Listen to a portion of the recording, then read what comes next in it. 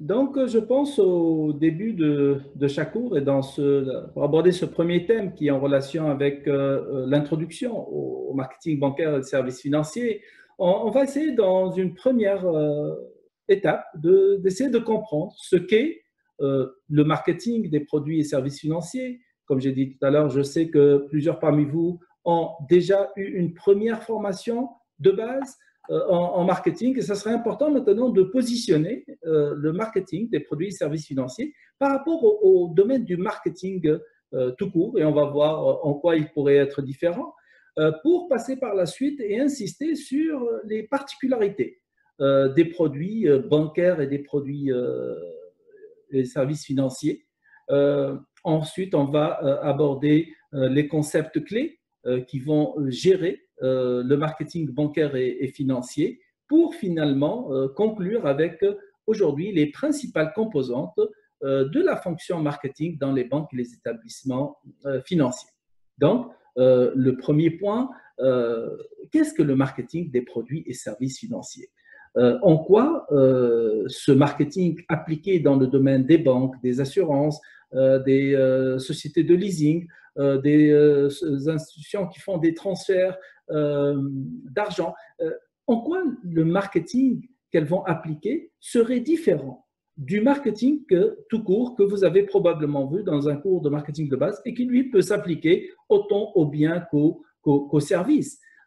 Si on se rappelle ce qu'est le marketing, en effet, le marketing est un ensemble d'activités. Et je suis certain que dans votre cours de marketing de base, on vous dit que le marketing est un ensemble d'activités qui visent la satisfaction des clients, qui visent à maximiser la satisfaction des clients tout en permettant à l'entreprise de réaliser des profits. Et que cette satisfaction, elle sera atteinte à travers la gestion d'un ensemble d'échanges. On va gérer de l'information, on va essayer de connaître nos consommateurs, on va y répondre à leurs besoins par des produits et des services, on va essayer de communiquer sur ces produits et services, on va essayer de les distribuer et on va essayer de les tarifer. C'est ça le marketing en général. Maintenant, le management du marketing, l'implantation du marketing dans les entreprises, c'est un processus de planification. Donc, ce qui fait que dans les entreprises en général, pour implanter le marketing, donc pour faire ce qu'on appelle du management du marketing, on va établir un processus. C'est un processus de planification et de mise en œuvre. Donc, qui dit planification dit réflexion, dit préparation. Mais qui dit mise en œuvre dit décision, dit implantation. Donc, en marketing, quand on va chercher à l'implanter dans les entreprises, on va réfléchir, on va planifier et on va décider sur quoi? Sur des concepts, ce qu'on appelle communément des produits, qui peuvent être des biens ou des services. On va réfléchir et décider sur des tarifications, sur le prix de ces produits et des services. On va réfléchir et planifier et décider sur ce qu'on appelle la promotion de ces produits et services, qu'on appelle toute la dimension de la communication, toute l'information qu'on va diffuser vers le marché. On va également se pencher, réfléchir et décider sur la distribution. Et donc, vous voyez très bien que l'implantation du marketing dans les entreprises passe à travers une planification stratégique de produits, de prix, de distribution et de communication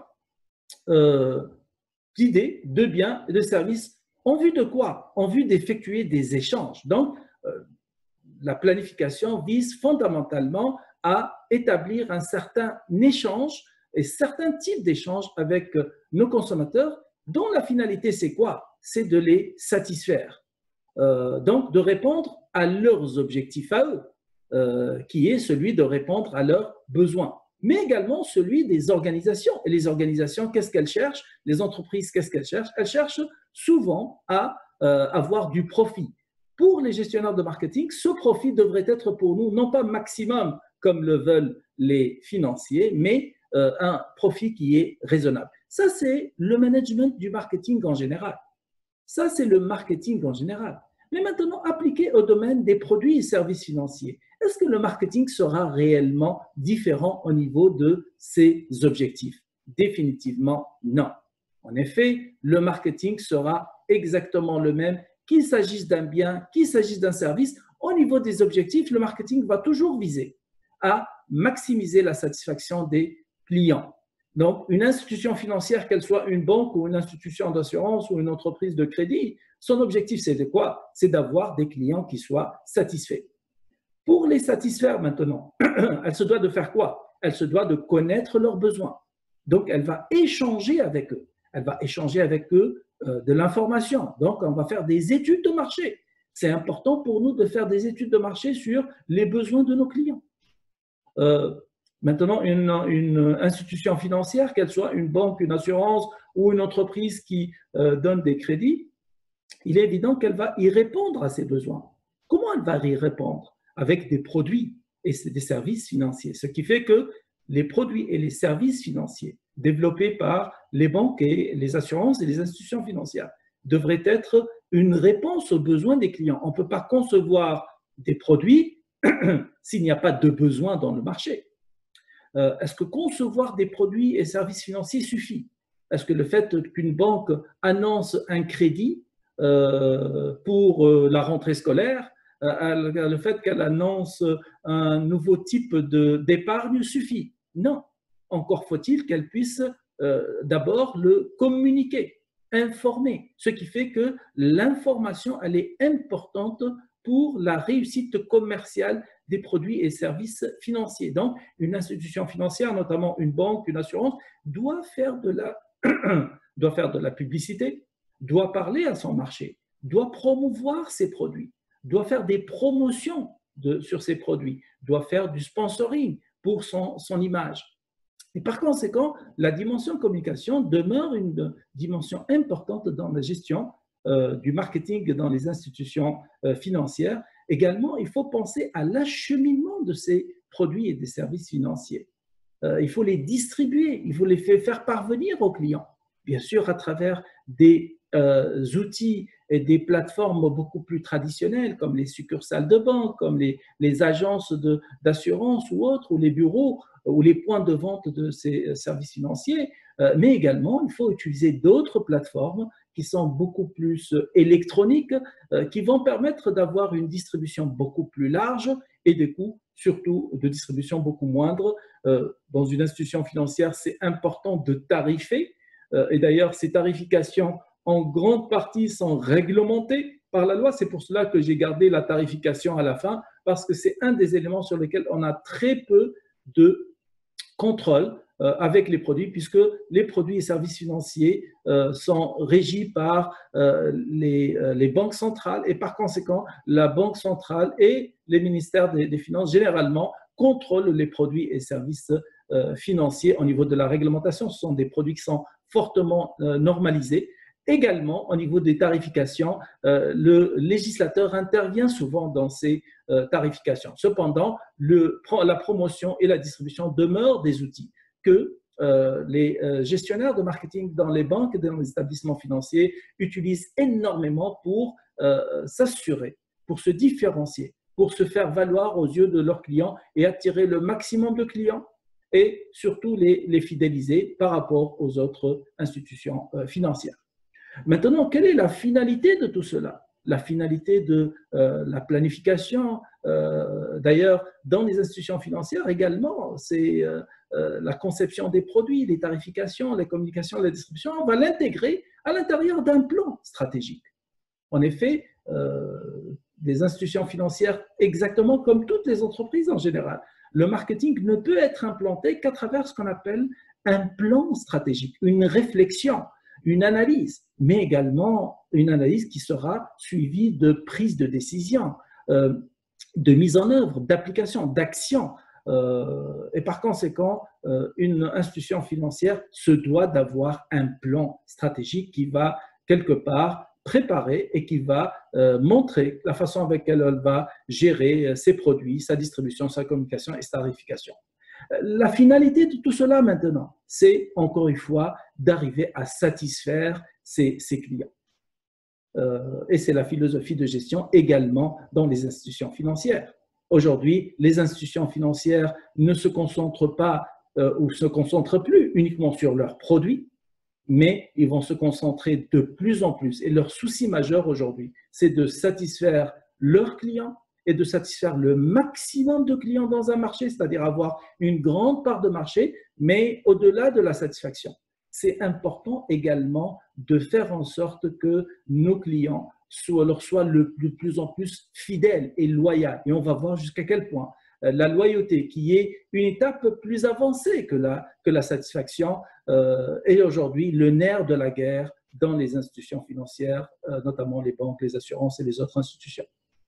Il ne faut pas oublier également que l'implantation de la fonction marketing dans les entreprises permet aussi à l'organisation de réaliser des objectifs. Et une institution financière aujourd'hui, qu'elle soit publique ou privée, qu'elle soit une banque d'État ou une banque privée, son objectif c'est quoi? C'est de réaliser du profit.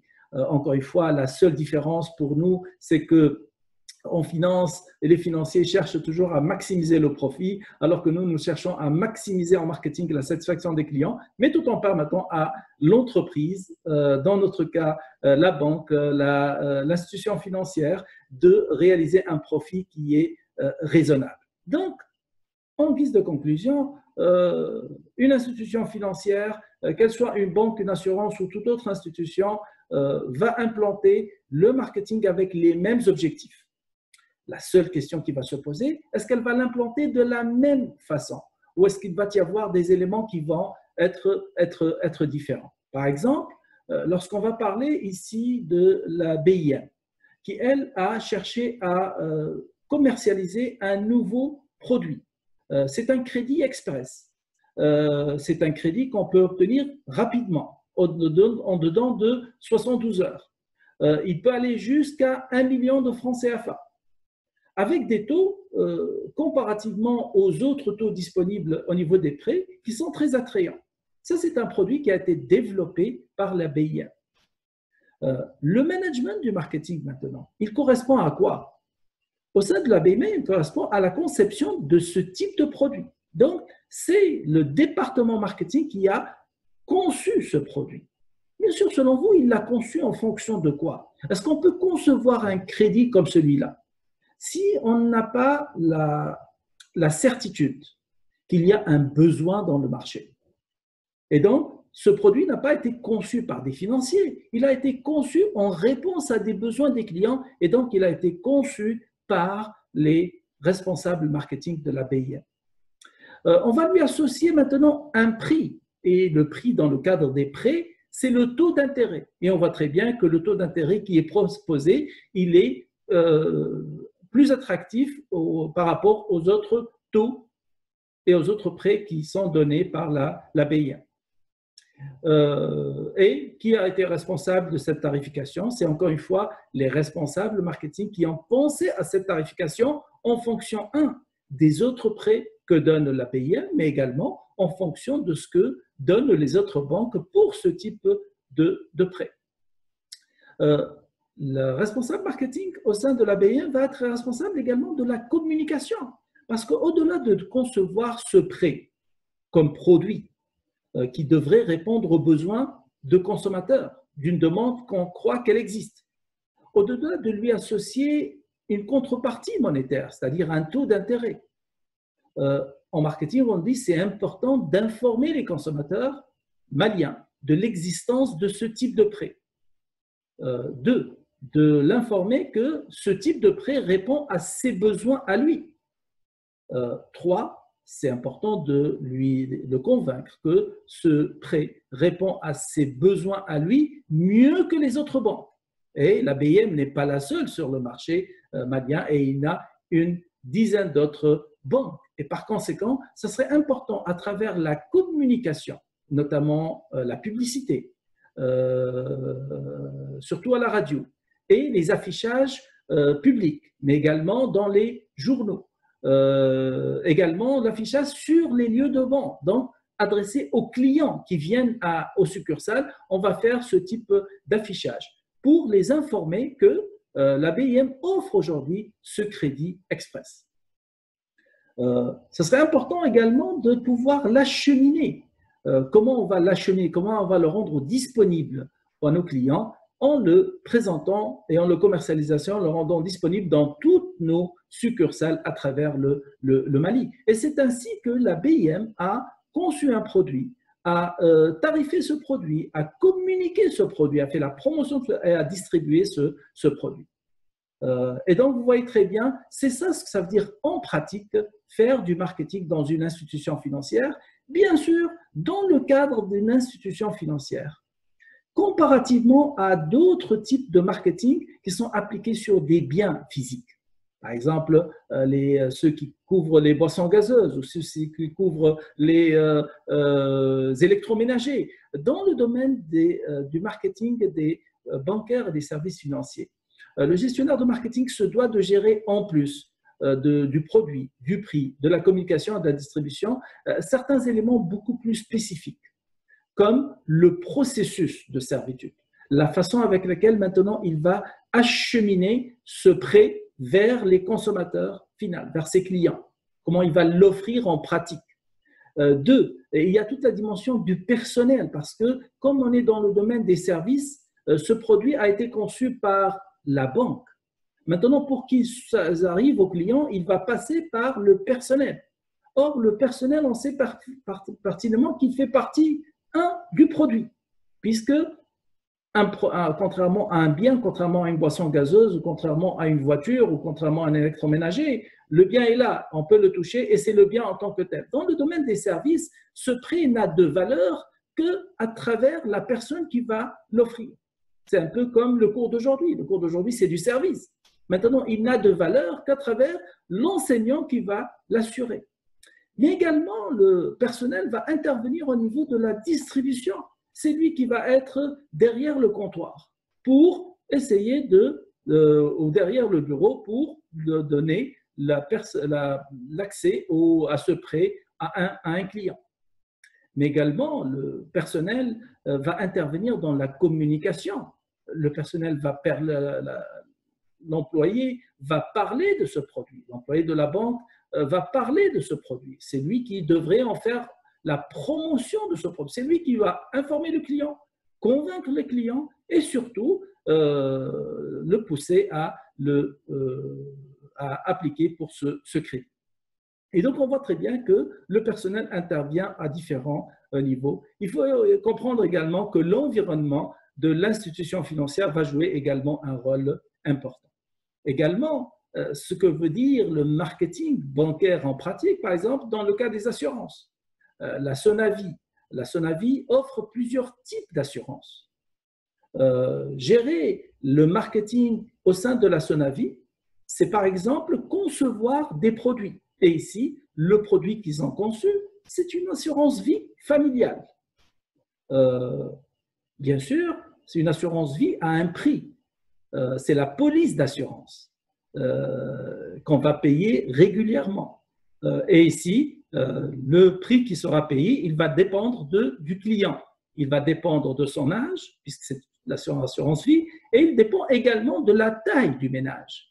Que l'on soit une personne seule, en couple, avec 2 enfants, avec 4 enfants ou plus, il est évident que la police d'assurance risque de varier.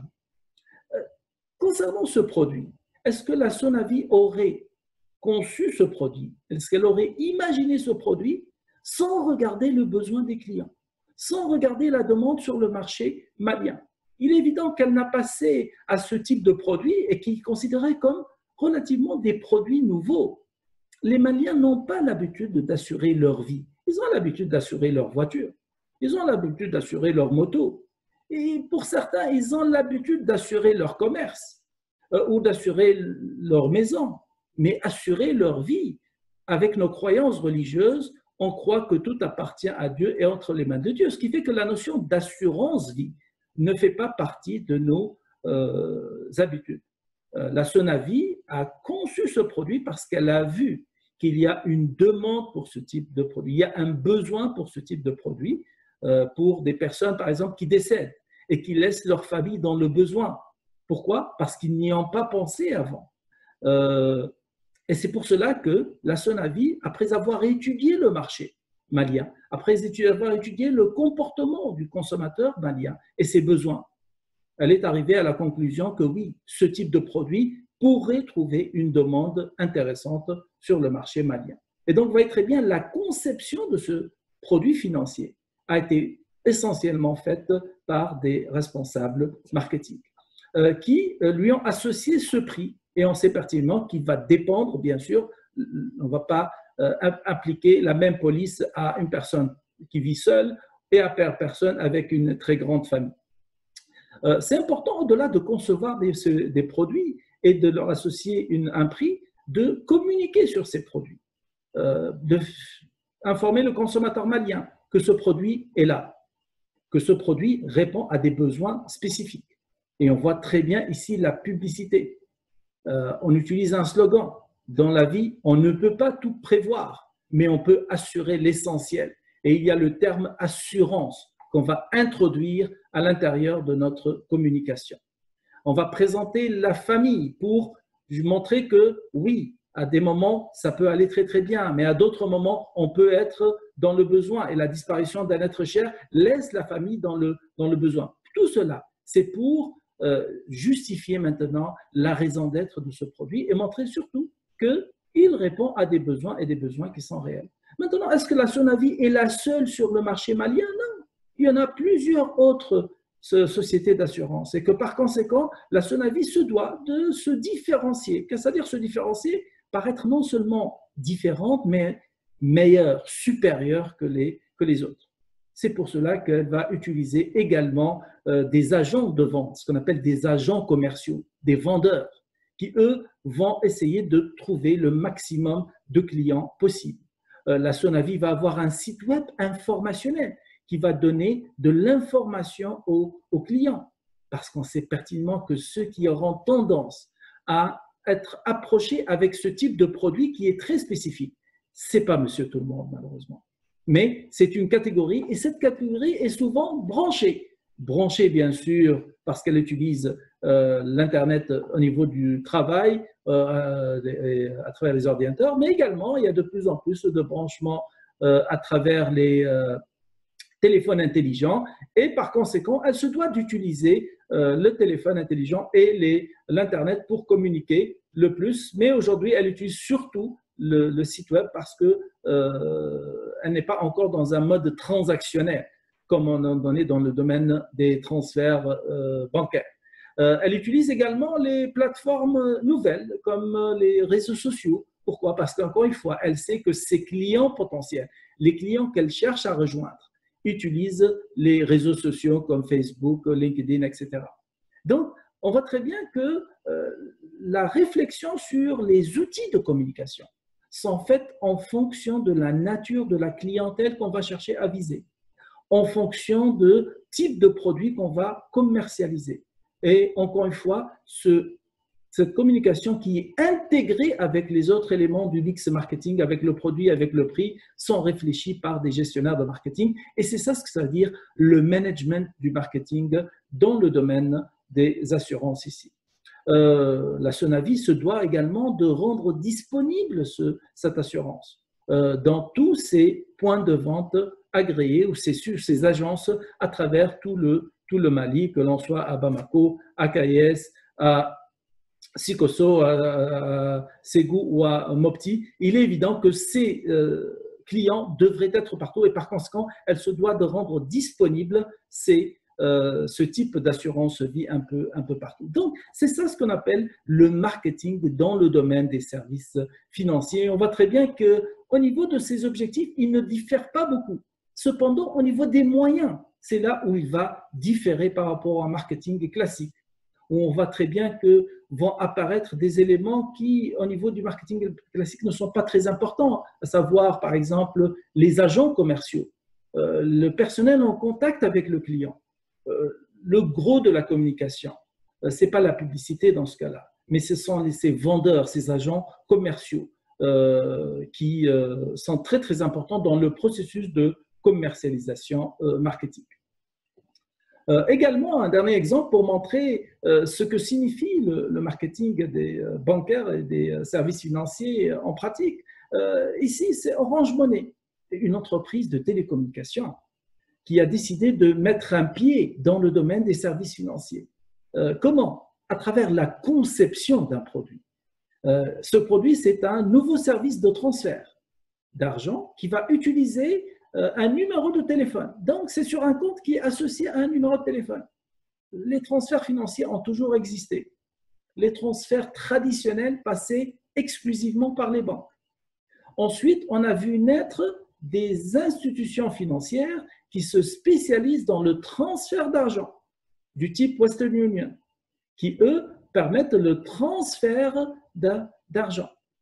MoneyGram, ce sont des institutions financières qui se sont spécialisées dans le transfert d'argent d'une personne à une autre ou d'une organisation d'un point à un autre. Orange, qui est une entreprise qui commercialise du service de télécommunication, a décidé de mettre un pied, puisque le téléphone maintenant, comme on le charge avec de l'argent, lorsqu'on achète une carte ou lorsqu'on va charger notre téléphone avec des unités, on paie de l'argent et donc on stocke de l'argent sur le téléphone. Comme on peut transférer des unités de télécommunication à un autre téléphone? Orange s'est dit que pourquoi ne pas maintenant permettre une autre opération? C'est que les unités qu'on va stocker sur un téléphone, on pourrait les transformer maintenant en argent. C'est un peu comme un chèque. Vous recevez un chèque, le chèque en tant que tel n'a aucune valeur. Et sa valeur, elle n'est réelle que lorsqu'elle est transformée par une institution financière, généralement l'institution financière qui a émis le chèque du client en argent. C'est le même principe au niveau des transferts mobiles, notamment avec Orange Money. Et donc, vous voyez très bien la conception de ce produit, qui est dans ce cas-là un service de transfert d'argent utilisant les numéros de téléphone. Orange n'a l'a conçu que parce qu'elle sait pertinemment maintenant qu'il y a une demande dans le marché, puisque le domaine des transferts a été toujours présent. Cependant, elle devrait être consciente que le taux de pénétration des téléphones qui permettent ce type de transfert est très, très élevé. Et aujourd'hui, on parle d'à peu près 80% en termes de taux de pénétration de la téléphonie. Ce qui fait qu'aller au-delà du service classique, qui était de transférer de l'argent en utilisant des unités, qui a vu le jour depuis plus d'une dizaine d'années. Aujourd'hui, Orange va pousser encore plus loin à développer des applications mobiles sur lesquelles on peut charger de l'argent et transférer de l'argent à travers ces applications à n'importe quel autre coin du Mali ou de l'Afrique ou du monde. On peut même effectuer maintenant des transferts à des vendeurs, donc on fait des paiements avec son téléphone et avec son compte téléphonique, ce qui fait que Orange, quand elle a pensé ce produit, il est évident qu'elle l'a pensé en fonction des besoins des consommateurs, en fonction d'une demande qui est là. Elle lui a associé bien sûr un prix, comme tout transfert d'argent, et pour Orange, il dépend du montant qui est transféré. Transférer 10 000 et transférer 100 000 ou transférer 1 million n'implique pas les mêmes types de tarification. Bien sûr, le consommateur malien n'est pas au courant de ce nouveau type de service de transfert, ce qui fait qu'il faut l'informer.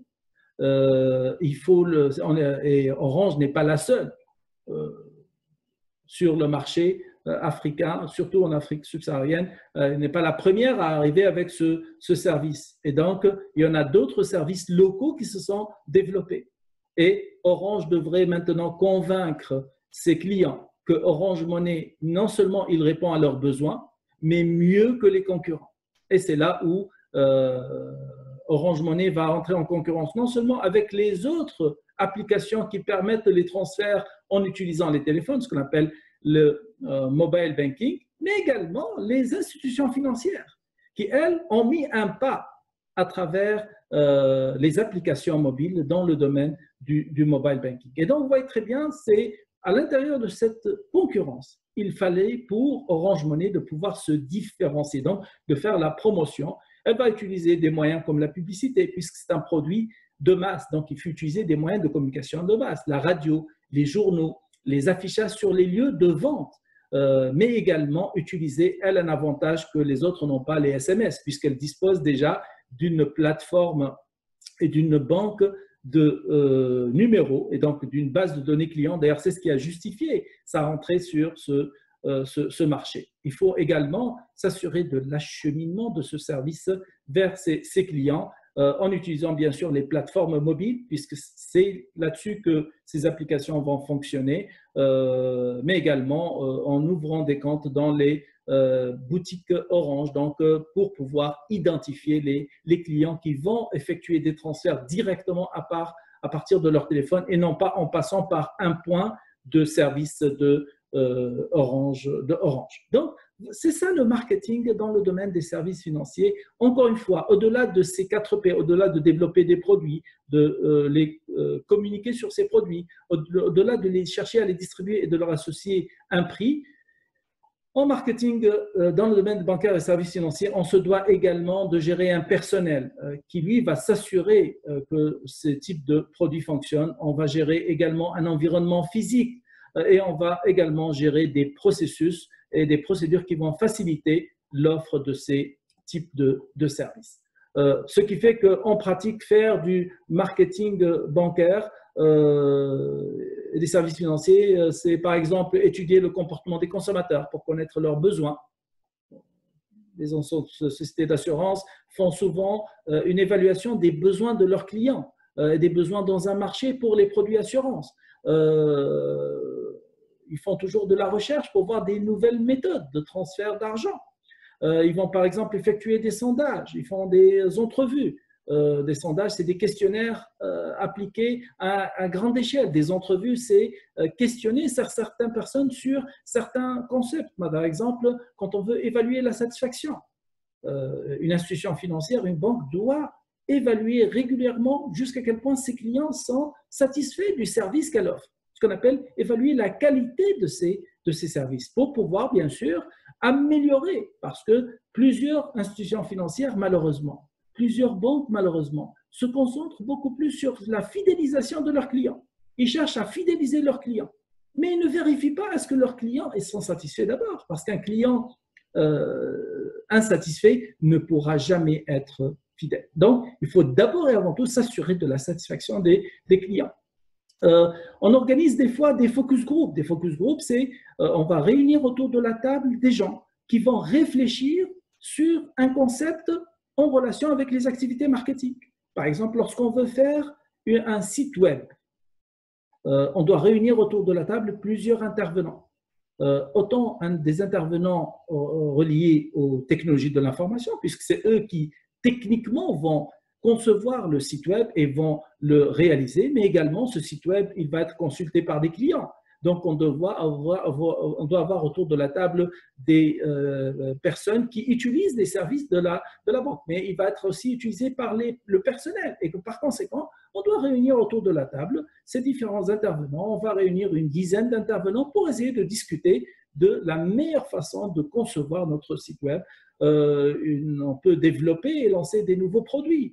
On peut faire de la publicité et de la promotion, faire du sponsoring, faire des concours pour essayer, bien sûr, de promouvoir nos produits. En marketing bancaire et financier, on peut animer aujourd'hui de plus en plus des pages sur les médias sociaux, sur Facebook, sur Instagram, avoir des communications vidéo sur YouTube pour promouvoir nos produits, pour interagir avec les clients et pour permettre à nos clients d'interagir entre eux, puisque le bouche à oreille, on ne peut plus y échapper et les institutions financières se doivent de l'intégrer parce que le client est sur ces plateformes et les clients discutent aujourd'hui de plus en plus entre eux. Avant, ça se limitait à une discussion de quartier, de café, mais aujourd'hui, c'est une discussion qui va au-delà des quartiers, des cafés, des villes et se déroule surtout au niveau de Facebook, d'Instagram, de YouTube. Et par conséquent,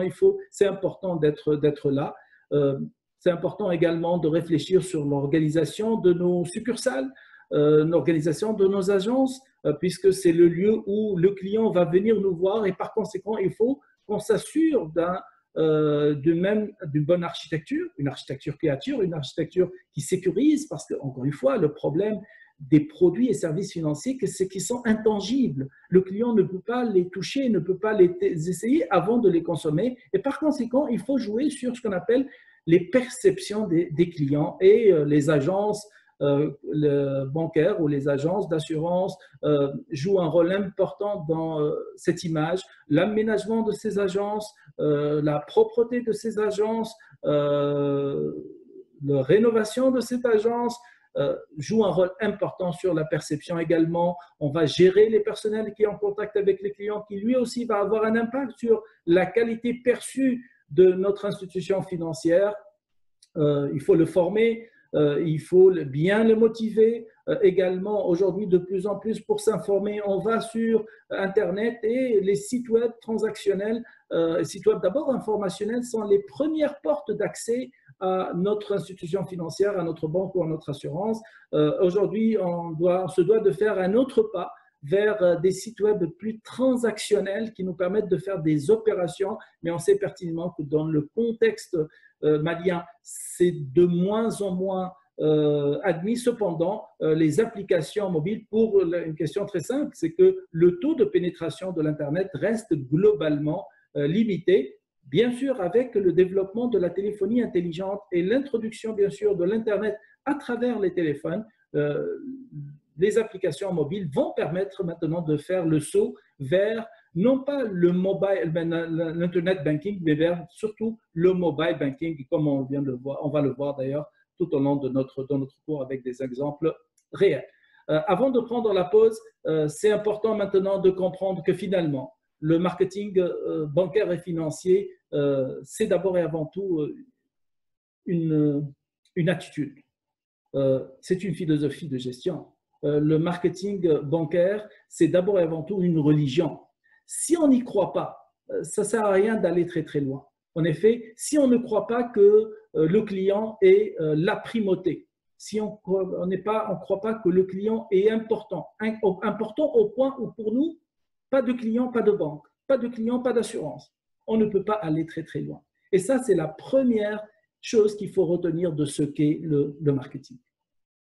Bien sûr, le marketing, ce n'est pas juste une croyance, mais le marketing, c'est aussi une démarche. Le marketing, c'est une réflexion. Le marketing, c'est de l'action. Ce qui fait que le marketing est une démarche dite stratégique. Le marketing est une activité qui se planifie. Par conséquent, qui dit planification, dit deux choses importantes, dit réflexion. Mais une réflexion sans action ne sert à rien. La même chose aussi, le marketing, ce n'est pas juste de l'action. Le marketing, ce n'est pas sortir des produits, ce n'est pas communiquer sur ces produits, ce n'est pas les distribuer, ce n'est pas décider du jour au lendemain d'avoir une application mobile pour mes services bancaires. Ce n'est pas ça le marketing. Le marketing est une activité qui se réfléchit, qui se planifie et donc qui doit être réfléchie. Réfléchie à l'intérieur dans ce qu'on appelle un cadre stratégique, qu'on appelle le plan stratégique. Ce plan stratégique, comme on va le voir jeudi, va avoir une étape d'analyse, une étape d'objectif, une étape d'action, mais également une étape de correction, de contrôle. Le marketing, et comme on va le découvrir tout au long de notre cours, c'est une boîte d'outils. C'est un ensemble de pratiques. La segmentation du marché est une pratique. Les cartes perceptuelles est une autre pratique. Les sondages est une autre pratique. Et donc, il y a énormément d'outils et de techniques qu'on va utiliser en marketing bancaire et financier qui vont être au service, bien sûr, de la démarche. Mais tous ces éléments-là n'ont aucun sens si, au sein de l'institution financière, on ne croit pas que le client est l'élément le plus important dans la gestion de l'ensemble de l'institution financière.